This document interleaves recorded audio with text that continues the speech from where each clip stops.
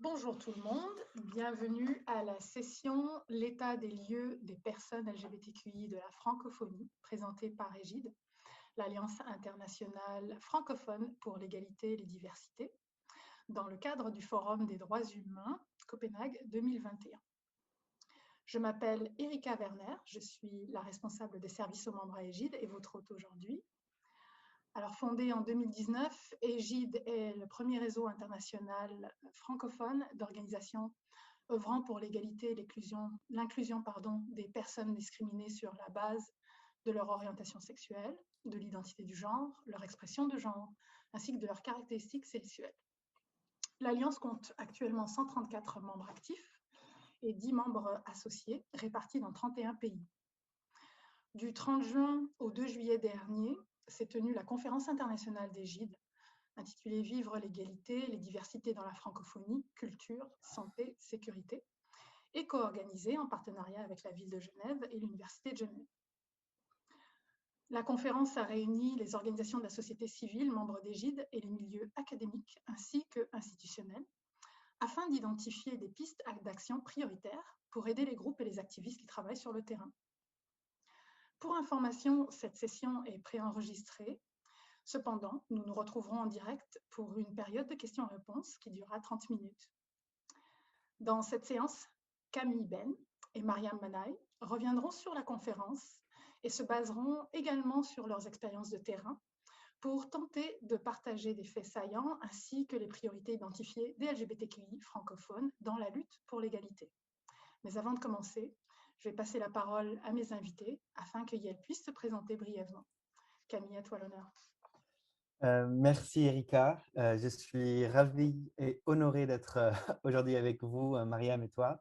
Alors, petite présentation rapide, Camille Ben, nouvelle coprésidence d'Égide, nouvellement élue il y a quelques semaines. Je suis un activiste des droits humains et des droits LGBTQ+, en Algérie et au Maghreb depuis maintenant une dizaine d'années, ça ne nous rajeunit pas. Voilà, je suis né et j'ai grandi en Algérie, j'ai fini mes études en France et vraiment, je suis très, très heureux aujourd'hui d'être avec vous. Merci Camille, bienvenue à Égide. Mariam. Merci Erika, bienvenue à toutes les personnes qui suivront cette session. Mon nom est Mariam Manaï, je suis la personne chargée de programme au sein d'Égide. J'utilise les pronoms yel et elle et je suis vraiment ravie aujourd'hui de mener cette session avec Camille et Erika. Originaire de la Tunisie, je suis militante, chercheure des droits humains, notamment droits LGBTQI en Tunisie, en Afrique du Nord, un petit peu au Moyen-Orient et actuellement sur les enjeux LGBTQI à Montréal, au Canada, les questions de racisme ainsi que l'islamophobie au Québec. Donc, ça me fait vraiment un grand plaisir d'être parmi vous aujourd'hui.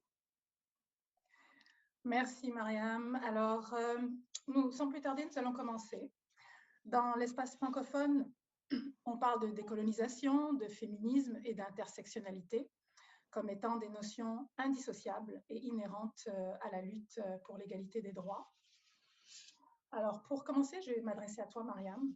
Le féminisme décolonial intersectionnel devrait-il être au cœur de la mobilisation pour les droits des personnes LGBTQI dans la francophonie?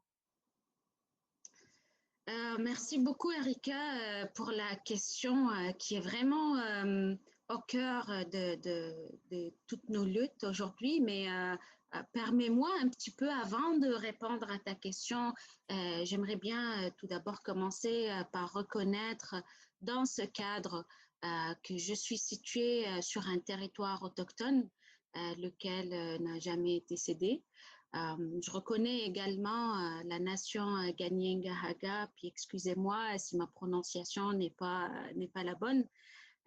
Cette nation comme gardienne des terres et des eaux sur lesquelles je me trouve, et se trouve également le siège d'Égide aujourd'hui, Tiohtià:ke, Montréal, qui est historiquement connu comme un lieu de rassemblement pour de nombreuses Premières Nations, et aujourd'hui la population autochtone diversifiée, ainsi que les autres peuples y résident.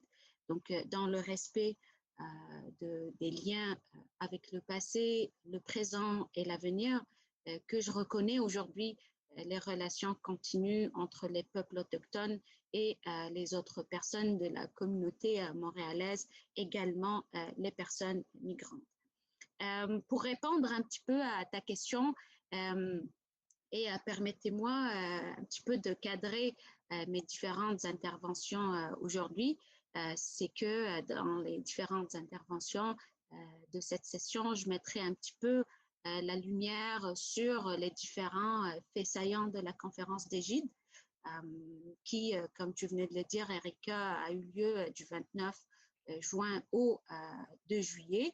Et effectivement, la question décoloniale, les reconnaissances des liens, des rapports de pouvoir nord-sud, mais aussi les dynamiques relationnelles dans la communauté, ou plutôt les communautés LGBTQI à l'international, ont été vraiment un point très, très important qui a été abordé durant je dirais, les 3 journées de la conférence.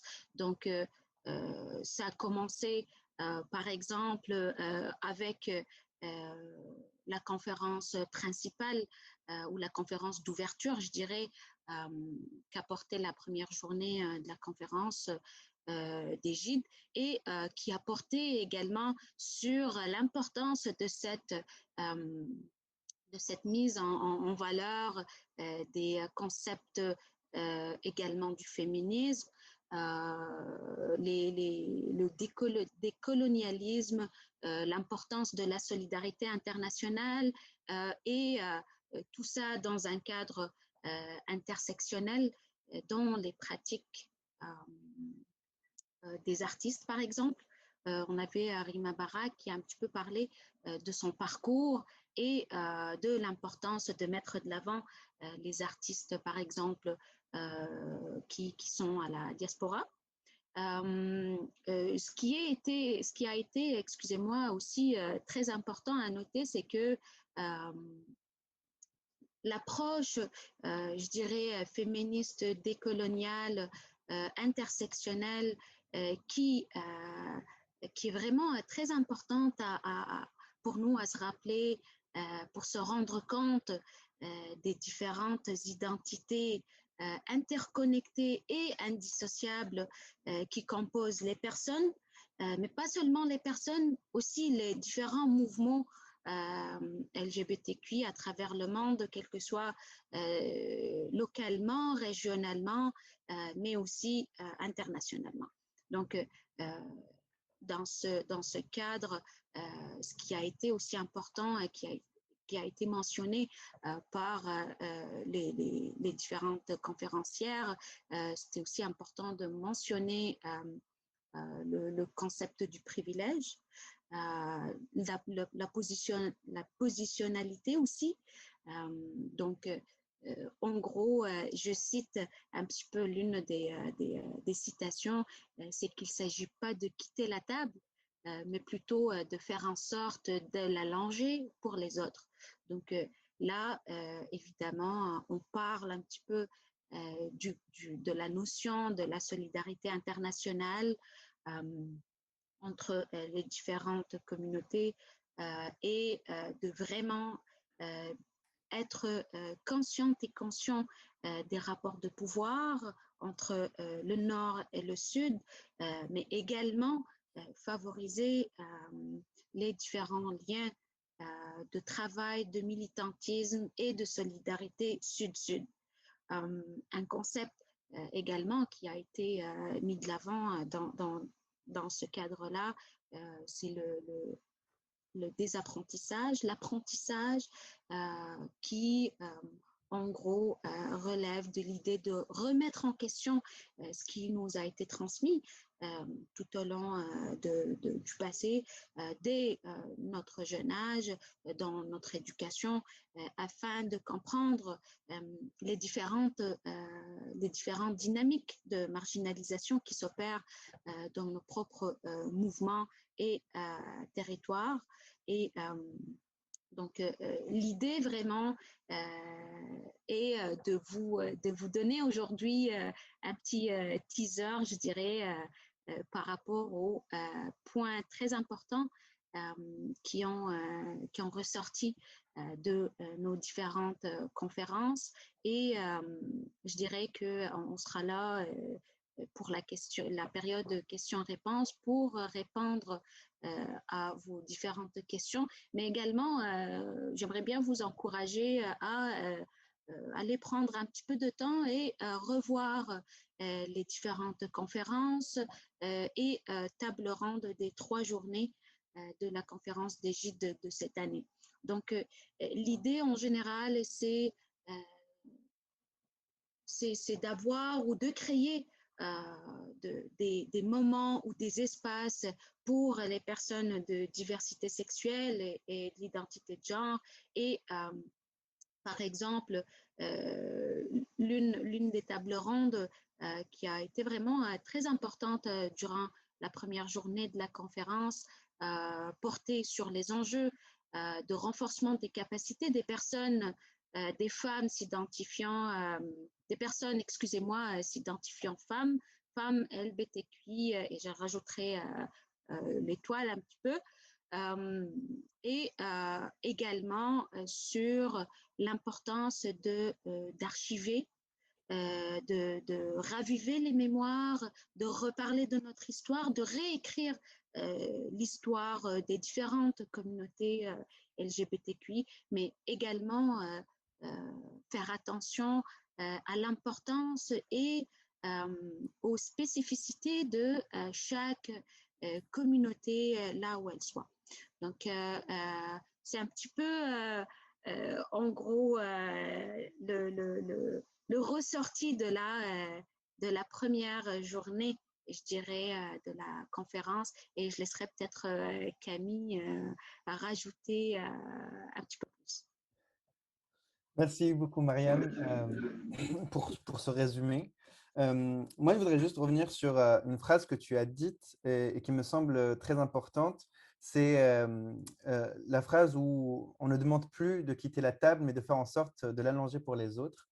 Je pense que c'est quelque chose c'est une question qui devient horripilante, en tout cas dans le monde francophone, où on entend très, très souvent voilà, la remise en question des espaces non mixtes, le fait on ne peut plus rien dire. La question, et je pense que beaucoup de personnes vont se reconnaître sur le fait que moi, avant de lire tout ce qui est intersectionnel, sociologiquement parlant, je l'ai ressenti au fond de moi. J'ai ressenti que sur une fétichisation de ma personne, que ce soit en Europe, que ce soit en tout cas, à chaque fois que je suis sorti de mon pays d'origine, et même dans mon pays d'origine en tant que personne non binaire, je me suis senti très, très souvent fétichisée, incomprise. Et du coup, les espaces non mixtes, pour moi, sont des espaces de protection, où je peux parler, où je peux m'éduquer.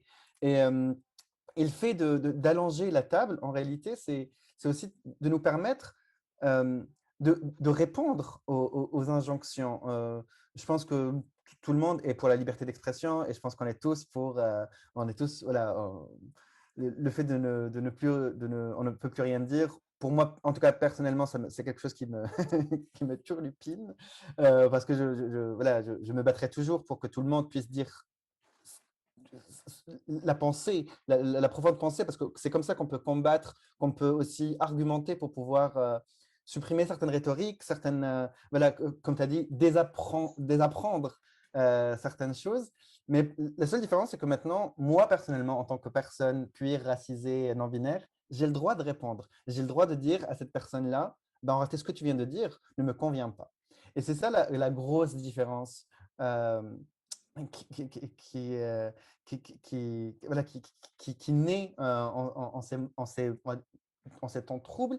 Et je voudrais réellement insister sur le soutien de tous ces activistes, de toutes ces personnes activistes, militantes, artistes, qui se battent tous les jours avec leur art pour faire avancer les choses de manière décoloniale, féministe, inclusive. C'est très important de pouvoir les soutenir, surtout quand, malheureusement, et c'est, on va dire, la beauté et le malheur des réseaux sociaux, c'est très facile de subir des rafales de haine, comme subit par exemple l'artiste extraordinaire, je suis un énorme fan d'elle, Abibi Beach, voilà, qui est dans l'éducation, dans la décolonisation des esprits avec son art, avec sa danse, avec son corps, le body positive et tout, et qui reçoit très, très souvent, trop souvent, des messages de haine de personnes qui ne se sont même pas posé la question sur pourquoi elle est en train de faire ça, ne se sont même pas posé la question sur la rhétorique qu'ils sont en train d'émettre. Et je pense que, pour finir, et ça, je pense que c'est mon rôle de coprésidence, de parler un peu de finance, car pour pouvoir soutenir ces activistes, ces artistes, le nerf de la guerre, c'est l'argent. Et je pense que j'apprends à personne le fait que les anglophones investissent énormément, beaucoup plus, en tout cas que les francophones, sur la question des droits LGBTQ+.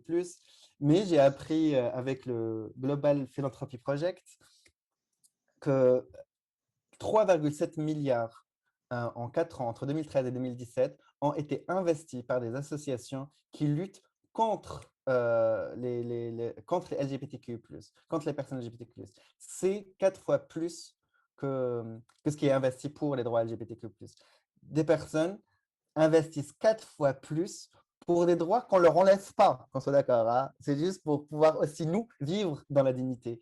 Et je trouve ça juste voilà, indécent. Mais en même temps, voilà, c'est aussi un énorme message voilà, de joie parce que du coup, on a un énorme, un énorme boulevard pour pouvoir nous améliorer chaque jour car on a fait énormément de trajets avec très peu d'argent. Donc, un peu plus d'argent et on fera encore plus. Oui, j'aimerais peut-être un petit peu rebondir à ce que tu viens de dire, Camille, et c'est vraiment deux questions qui sont interconnectées. L'une, c'est de créer et de se réapproprier ces espaces non mixtes ou même se réapproprier l'espace public pour les différentes communautés LGBTQI. Et c'est important aussi de noter que l'histoire qu'on nous raconte, qui est composée de différents fragments, de morceaux épars à la suite de l'effacement colonial, c'est ce qui est bien souvent arrivé effectivement à la culture queer. Aujourd'hui, on tente un peu de faire parler des fragments de l'histoire qu'il nous reste et il est important aussi de reconstruire ces récits, de les diffuser, de les archiver, comme je venais de le dire un petit peu tout à l'heure, voire même de se réapproprier l'espace public, tant physique que virtuel. Et je pense que c'est cette année ou cette année un petit peu plus de Covid nous a vraiment montré l'importance de se réapproprier l'espace virtuel aussi. Et je rebondis également sur le point de financement et je rajouterai une petite précision, c'est que dans ce dilemme, je dirais, de sous-financement des communautés LGBTQI francophones, le mouvement des femmes LGBTQI est vraiment le plus sous-financé comparativement aux autres communautés du mouvement. Et donc, il est important vraiment, considérant la précarité de ces personnes, de rémunérer, pourquoi pas, ces personnes-là et vraiment dans le cadre des différents financements de différents bailleurs de fonds, il faut bien savoir que des financements récurrents et à long terme à ces mouvements vont vraiment aider à les soutenir, à renforcer leurs capacités et donc d'où l'accompagnement institutionnel et financier qui sont des points très, très importants à prendre en considération. Et merci Voilà. à vous deux pour ces interventions. Et donc, pour cette première partie, ce qu'on peut retenir, c'est que c'est très important, en fait, de reconnaître ces notions comme étant des notions indissociables. Donc, le fait d'avoir plusieurs identités, de souffrir de multiples discriminalités en même temps, et aussi de ne pas sous-estimer que dans la francophonie, il est important d'intégrer le féminisme, les comportements décoloniaux et l'intersectionnalité dans toutes les pratiques à tous les niveaux. Donc, quand on réfléchit aux stratégies de financement, quand on réfléchit aux stratégies humanitaires de soutien, les stratégies de solidarité entre les groupes. Et merci d'avoir mentionné aussi tout ce qui est bien sûr les dynamiques entre les sociétés, entre les différents membres de société, la notion de privilège, les messages de haine et la brutalité auxquelles font face les personnes qui portent leur voix assez haut pour pouvoir essayer de sensibiliser, d'éduquer et qui se retrouvent confrontées à subir un mur de haine et qui maintenant avaient créé des espaces non mixtes justement pour trouver une aire de repos de tout ce travail-là et qui sont maintenant confrontés peut-être à l'éradication dans certains endroits du monde de ce type d'espace. Alors, sans plus tarder, on va passer à la deuxième question. Nous allons parler de la sécurité et de la protection en ce qui concerne les législations, le déplacement forcé et l'intégrité physique, etc. Pour cette question, je vais m'adresser à toi, Camille. En premier, quelle est globalement la situation des personnes, des familles LGBTQI et des personnes LGBTQI issues des espaces francophones? Alors, c'est une question qui est assez, on va dire, essentielle dans nos luttes. Je voudrais juste rappeler que 71 États et territoires pénalisent encore l'homosexualité dans 10 pays qui la condamnent à la peine de mort.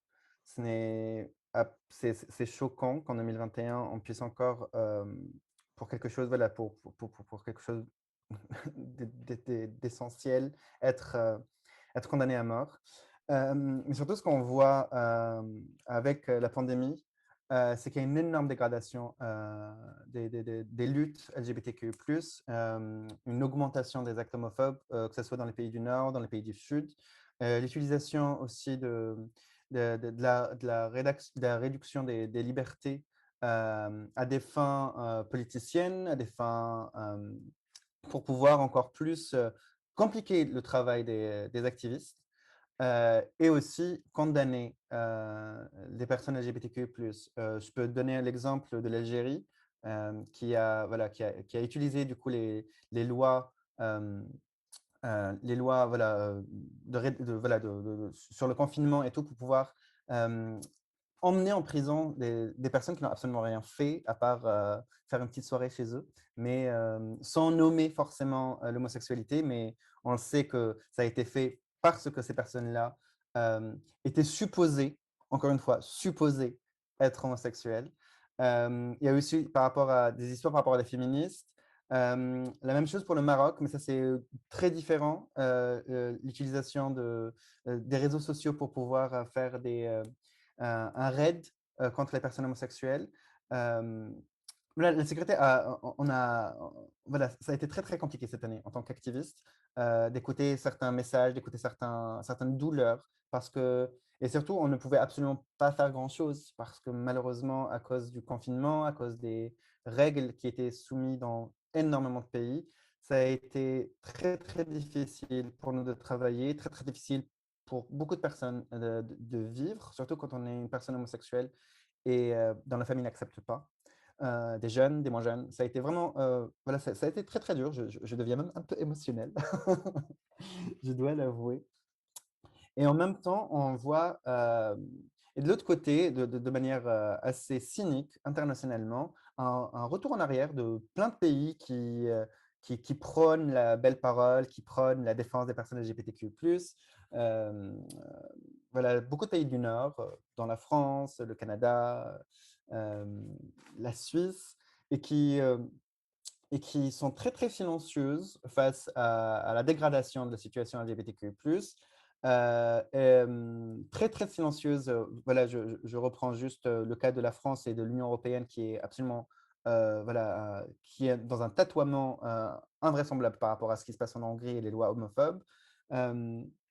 Énormément de choses qui ne se font pas, alors qu'ils voilà, ils prônent la liberté, les libertés individuelles, ils prônent le sourire, ils sont donneurs de leçons, mais en même temps, quand ça arrive aux actes, ça ne le fait pas. C'est assez incompréhensible qu'en 2012, sous François Hollande, la France, pour des raisons, essaye de mener une résolution à l'ONU, et que depuis 2016, une simple pétition pour interdire les thérapies de conversion ne soit toujours pas débattue au Parlement français. C'est assez, voilà, j'en perds les mots.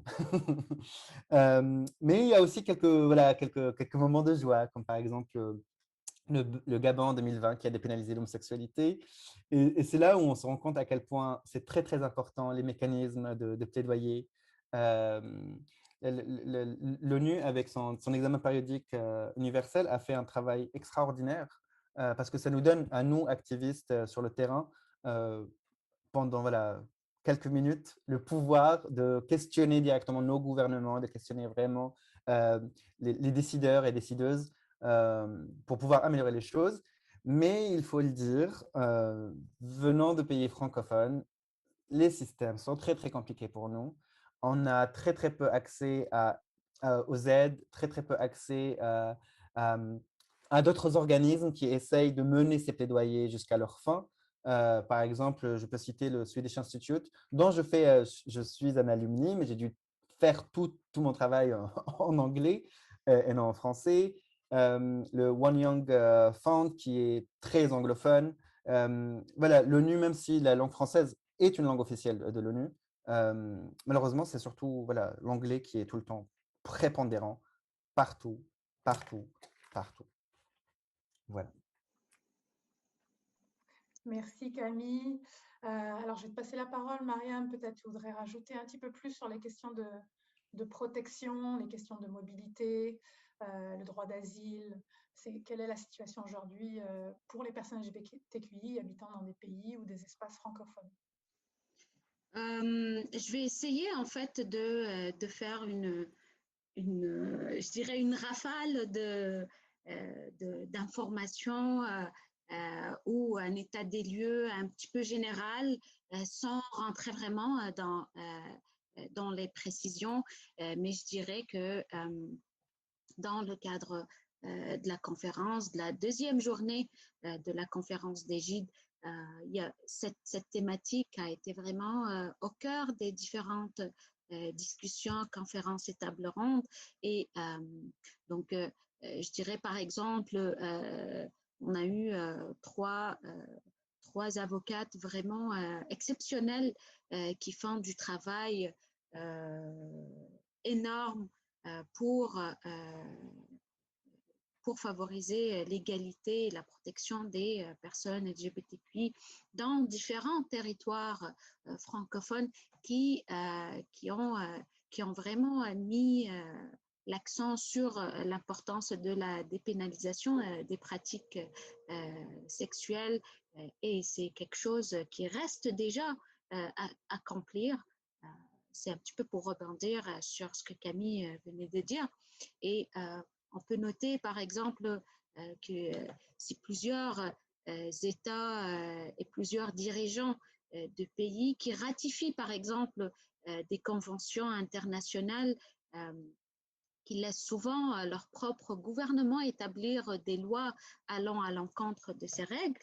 Et dans certains cas, ce sont même les pays qui se disent ouverts à la diversité ou aux diversités sexuelles et de genre qui s'opposent devant leurs tribunaux à des lois sur l'égalité. Je donnerai par exemple l'exemple de la France. C'est une discussion vraiment qui reste d'actualité et que vraiment le travail est encore grand à faire. Donc, ce sont toujours les minorités qui payent le prix et tout simplement parce que ces gouvernements sont rarement blâmés pour leurs erreurs et leur non-respect des différents traités signés. Je dirais aussi que plusieurs mécanismes de plaidoyer internationaux qui existent, par exemple l'examen périodique universel ou les autres mécanismes de plaidoyer, ça existe. Et pour que ces mécanismes fonctionnent, il faut vraiment mobiliser les organismes spécialisés pour faire marcher les réseaux, pour s'assurer d'être informés, etc. Donc, malheureusement, ces mécanismes ne sont pas exclusifs les uns des autres. Ils peuvent être mobilisés et même intégrés dans des actions locales, nationales, régionales et même internationales. Et cependant, ils sont très, très peu accessibles aux francophones. Et ça, c'est par exemple une discussion qu'on a vue, un constat plutôt qu'on a vu avec les différentes personnes représentantes des différents corps onusiens, un constat qu'on a également vu avec l'expert indépendant à la 3e journée de la conférence. Donc, il y a beaucoup de travail vraiment à faire à l'égard de l'inclusion des francophones dans les espaces internationaux, dans les plateformes de plaidoyer.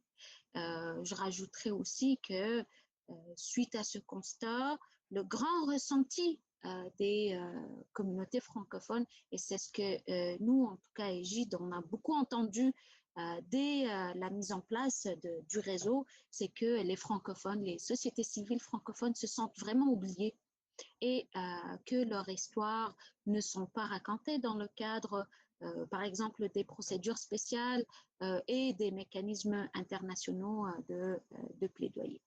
Donc, ces différentes procédures, ça affecte dans un autre sens aussi les différentes procédures et politiques d'accueil, par exemple, des personnes subissant des déplacements forcés.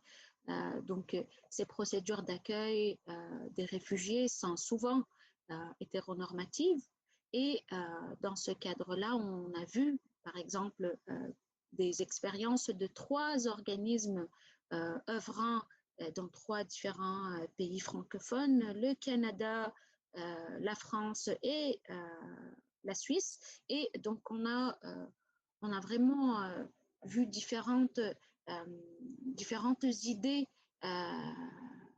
qui ont émergé de cette table ronde, par exemple. Et c'était vraiment très important de mentionner que les personnes, par exemple, qui demandent l'asile sont forcées des fois à faire un coming out selon des catégories occidentales, ce qui crée entre autres des nouvelles frontières expérimentées par les personnes migrantes, en plus que les mettre dans un risque d'homophobie, notamment de transphobie également. Et donc, c'est vraiment important dans ce sens-là de mentionner qu'il est nécessaire, voire primordial, de renforcer les capacités des organismes venant en aide des personnes demandeuses d'asile, réfugiés, migrantes, LGBTQI dans les différents espaces francophones. Donc, dans ce cadre, il est important de noter que, par exemple, les politiques migratoires acceptent différentes formes de sexualité, notamment l'homosexualité, comme motif de migration ou de demande d'asile. Néanmoins, la définition des catégories et la preuve d'appartenance à une certaine catégorie sexuelle ou de genre reste vraiment problématique dans les pays d'accueil. Désolée, Rika, si je prendrais un petit peu plus de temps dans cette partie, parce que c'était vraiment quelque chose qui, c'est une thématique qui a vraiment fait l'écho durant les 3 journées de la conférence, et c'est vraiment très important de prendre le temps de mentionner ce qui a été vraiment ressorti de la conférence. Donc, ces différentes politiques restent problématiques, nous font poser différentes questions dans le sens où comment peut-on prouver l'intime, comment peut-on lutter efficacement contre la haine envers les minorités de genre, les minorités sexuelles et de genre au sein de certaines communautés ethnoculturelles, religieuses, sans que pour autant verser vers l'homonationalisme dans les territoires francophones.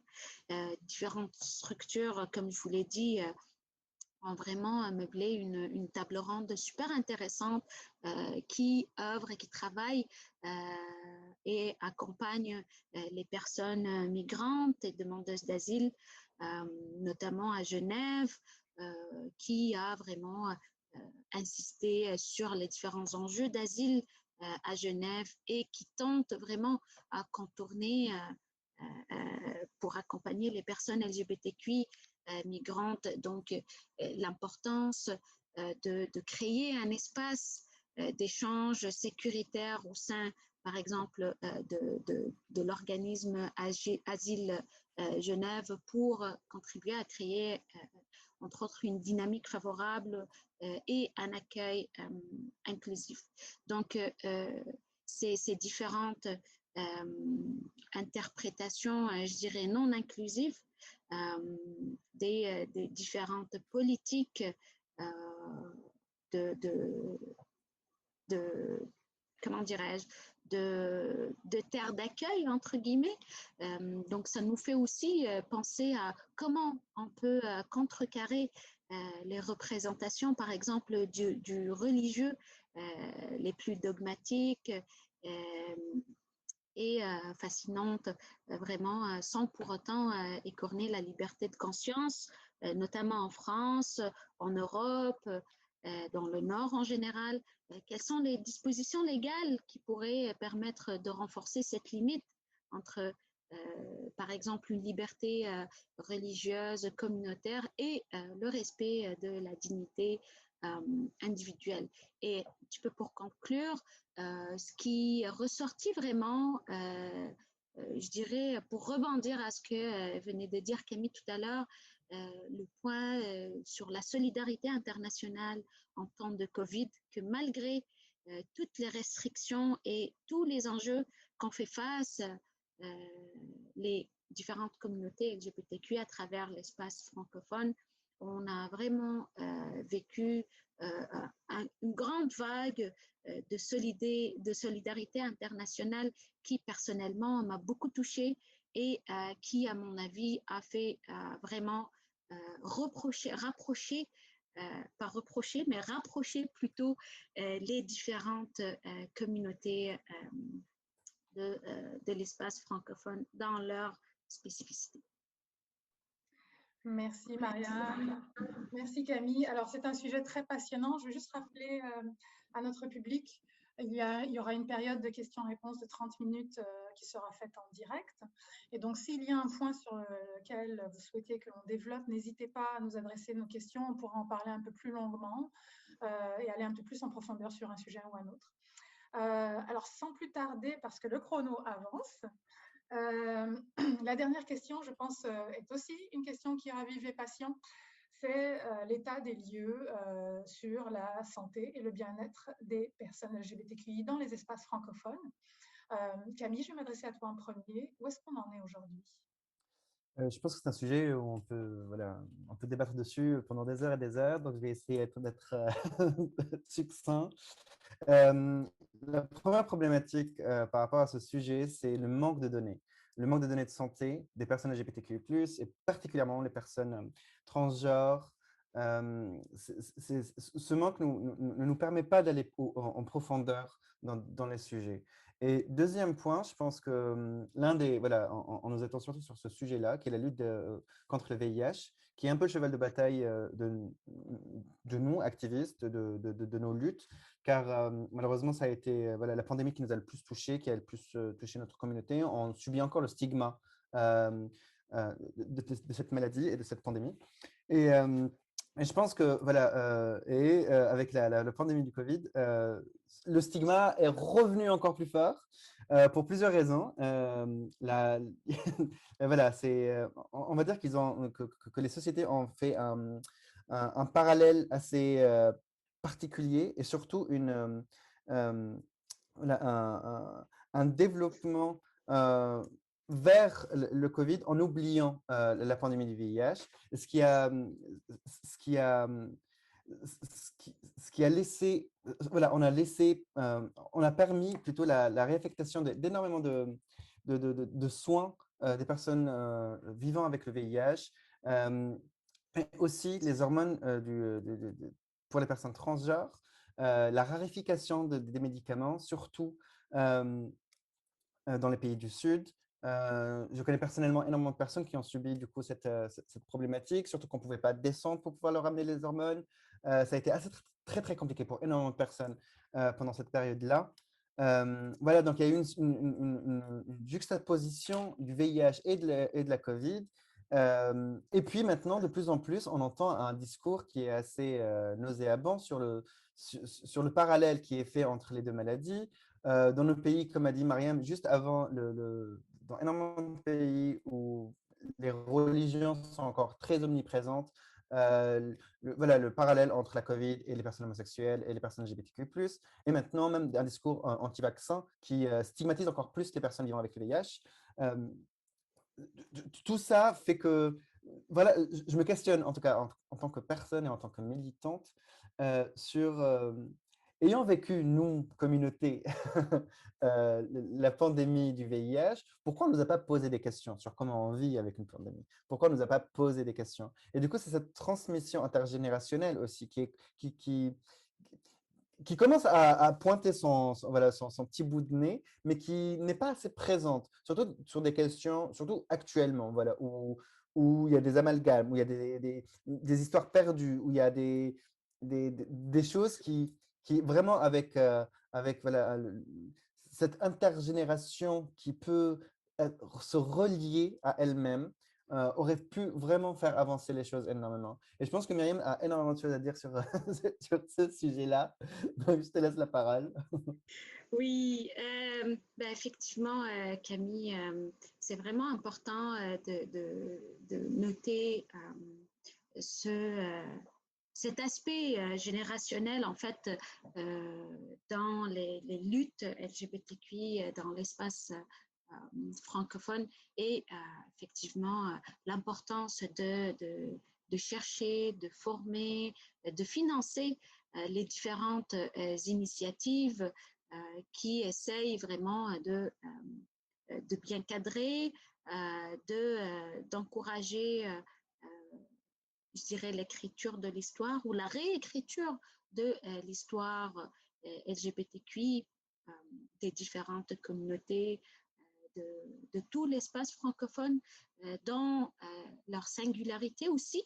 C'est important de ne pas aussi avoir cette vision homogène des différentes communautés LGBTQI, mais je reviens un petit peu plus aussi dans le cadre de la COVID-19 que il y a vraiment, je dirais, 3 points très, très importants que j'aimerais bien mentionner. C'est l'importance d'abord de disposer des espaces sécuritaires, féministes, intersectionnels, décoloniaux pour les différentes minorités dans la lutte, et là on est en 2021, dans la lutte des droits, droit de santé, qui est un droit aussi fondamental et qu'on se trouve vraiment en train de se battre pour des spécificités qui laissent, entre autres, les communautés LGBTQI et notamment les seniors LGBTQI délaissés de côté en prenant l'excuse Covid, confinement, comme vraiment motif principal.